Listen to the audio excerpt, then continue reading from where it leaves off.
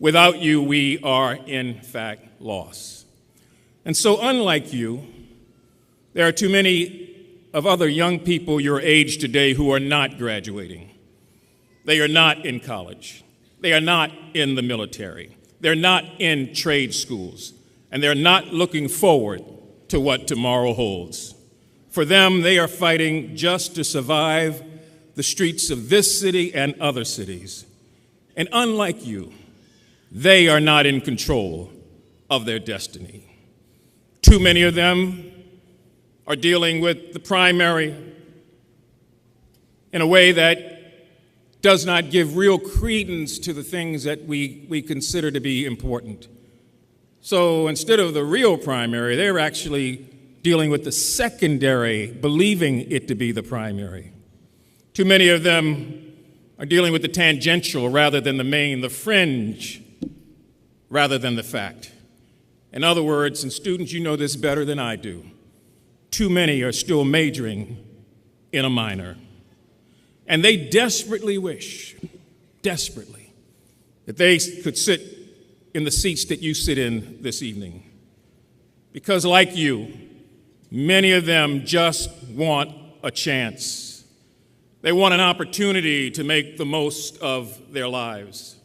And yet, meanwhile, as you will soon discover, the world, almost in a parallel universe, is loaded with those who will encourage you and those other persons to believe that these are the days to be adventuresome and exploratory and carefree. Instead of being honest and telling people your age and others that these are really the days to be qualified and informed and excellent. So you see, the great enemy of the truth, as those my age will tell you, is very often not just the lie, deliberate, contrived, and dishonest as it is, but rather the great enemy of truth very oftentimes is the myth, the innuendo, the suggestion, the accusation, all of which are persistent, pervasive, unrealistic, and ultimately unrelenting. And so we find ourselves too oftentimes listening to things that cause us to doubt our own capabilities. Too often we're told that we should hold fast to the conclusions of other people. Then we begin to subject facts to a prefabricated set of interpretations, and ultimately we enjoy the comfort of opinion without the discomfort of thought.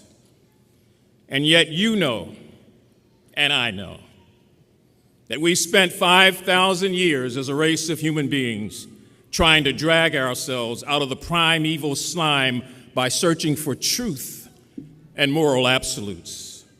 And yet you will discover, students, that in its purest form, truth is not a polite tap on the shoulder.